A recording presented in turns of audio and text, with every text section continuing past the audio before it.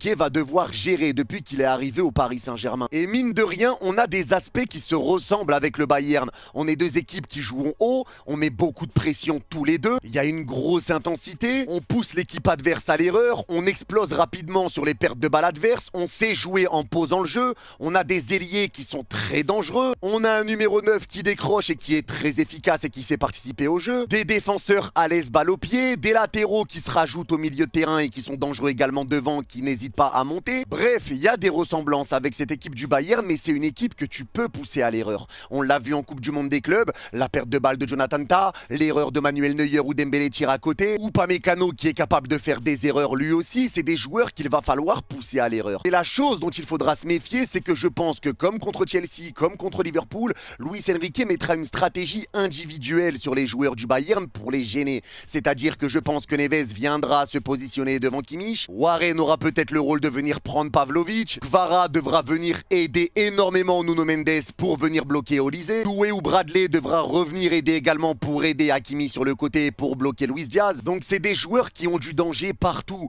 Harry Kane peut être le buteur comme le passeur, c'est pareil pour Diaz, pour Olise, pour Kimmich, pour Pavlovic. Tout le monde est dangereux et il faudra rester concentré du début à la fin.